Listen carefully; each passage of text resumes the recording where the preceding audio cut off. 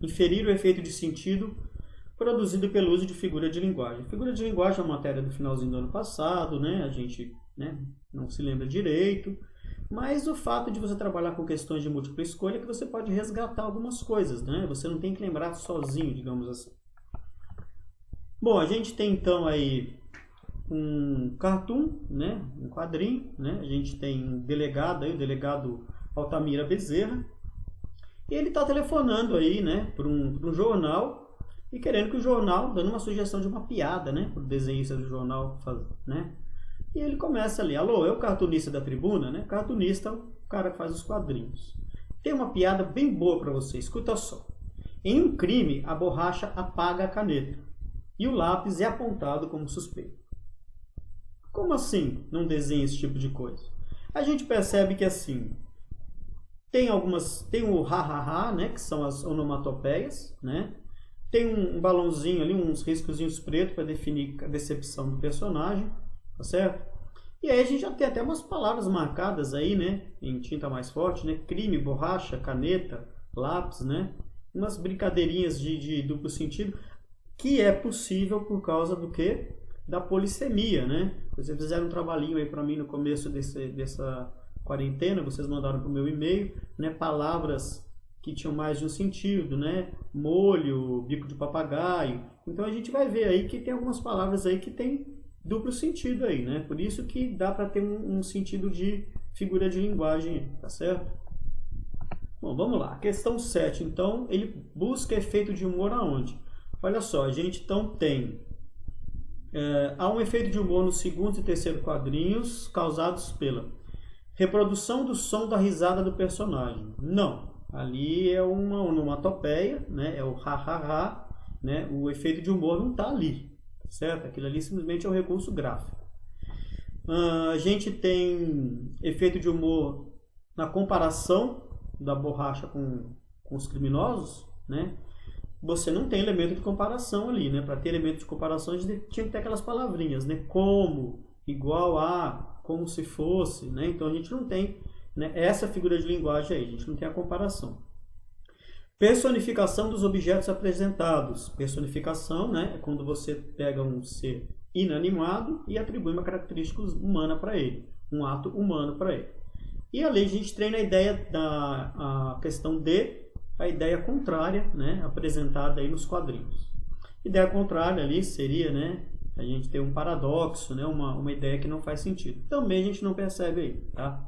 A gente então tem o seguinte, a nossa alternativa então é a alternativa C, né? Porque ele atribui para objetos características humanas e nesse sentido para criar um sentido de humor, né? Então olha só, nos quadrinhos 2 e 3, as palavras lápis, caneta e borracha, elas são atribuídas coisas humanas para ela, né? Matar e ser suspeito de algo, né? Então aí a gente tem o lápis, caneta e borracha, né? Então a gente tem a caneta apagou a borracha e o lápis foi apontado como suspeito. Então a gente tem as características de ações humanas atribuídas a seres inanimados, tá certo? Uma outra coisa que não faz parte da questão. A palavra apaga, usado por ele reforça um pouco o humor, porque ele é um eufemismo para matar, né? Como eu falei para vocês, o verbo apagar, ele também é polissêmico, ele tem mais de um sentido. Então, apagar pode ser o sentido de matar alguém e apagar é a função que a borracha faz. Quando ele usa a palavra borracha, personificando ela com o verbo apaga, né, a gente tem uma ideia aí de sentido de humor, né, tirado pelas figuras de linguagem, certo? A questão 11 teve bastante erro aí, né, 60%, reconhecer formas de apropriação textual.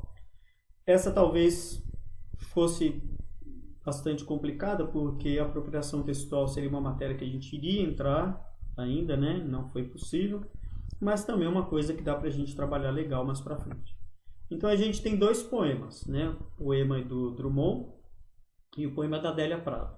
Vocês percebem que eles estão colocados bem lado a lado aí, e isso tem uma função até na questão do estilo, né? Tudo bem que poesia, né, não é exatamente a linguagem mais fácil do mundo, né? Mas que a gente sempre tem as questões de múltipla escolha para dar uma ajudinha na gente, né? Tem que pensar nisso também. A gente percebe que os primeiros versos dos dois poemas são bem parecidos, mas eles têm mais outras semelhanças aí, tá? O do Drummond fala: quando nasci, um anjo torto, desses que vivem na sombra. E ela diz: quando nasci, um anjo esbelto, desses que tocam trombeta. Já começa a diferenciação ali, né? Mas será que os textos conversam entre si? Vamos dar uma olhada nisso. Então a questão 11 pede para a gente tentar identificar o seguinte: reconhecer que o texto 2 dialoga com o texto 1 para criticar. Olha, gente, a própria questão já está entregando para a gente um pouco do que está acontecendo, né?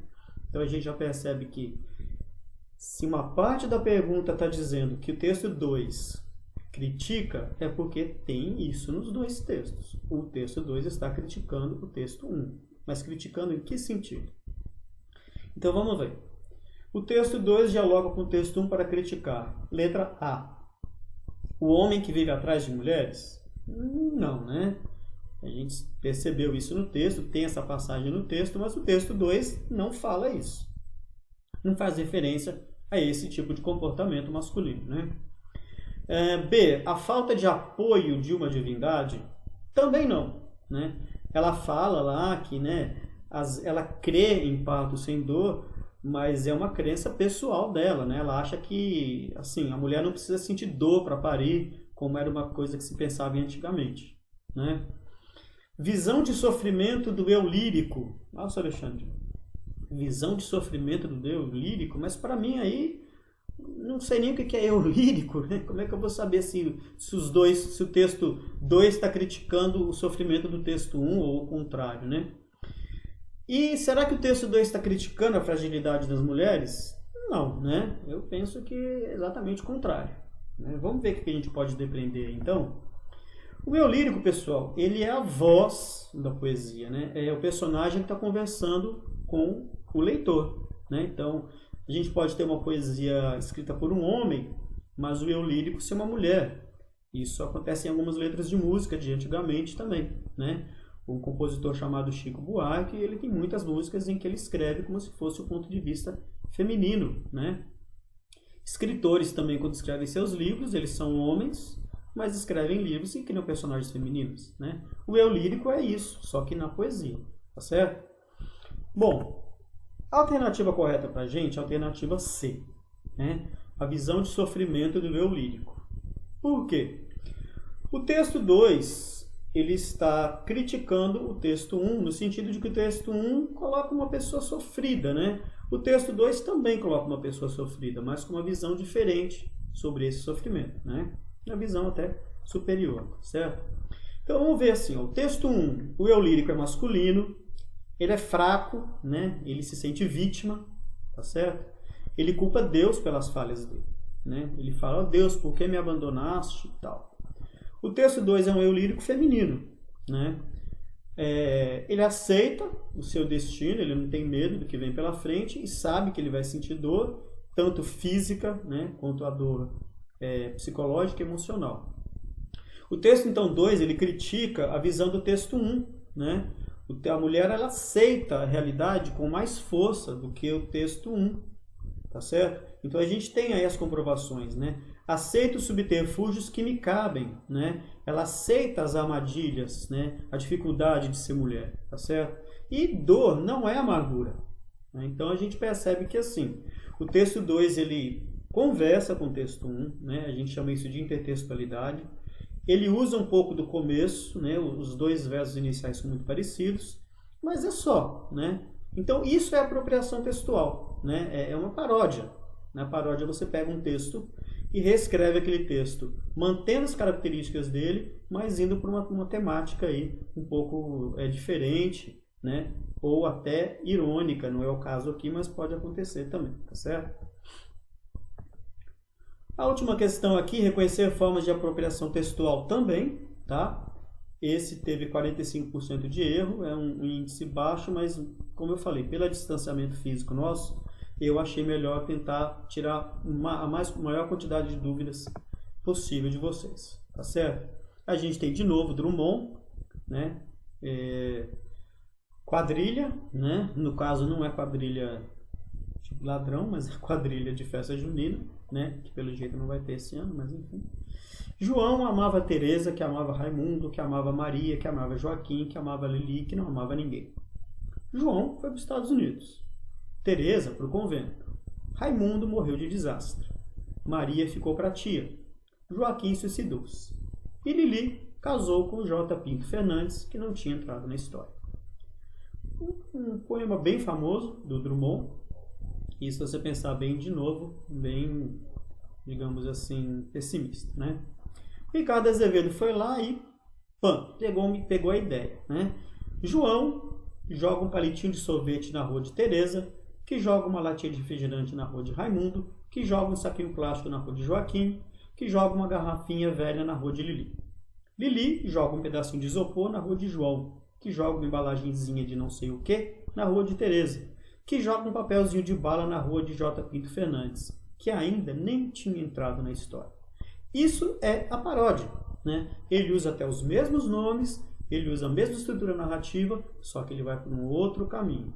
Também um pouco pessimista, né? Mas ele atualizou aí, né, o texto original do Drummond. Então vamos lá. É possível afirmar que, letra A, há um diálogo entre os textos, mas eles divergem quanto ao tema.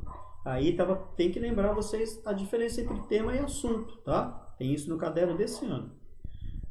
É possível afirmar que, letra B, os textos tratam do mesmo tema e abordam de forma crítica a relação amorosa?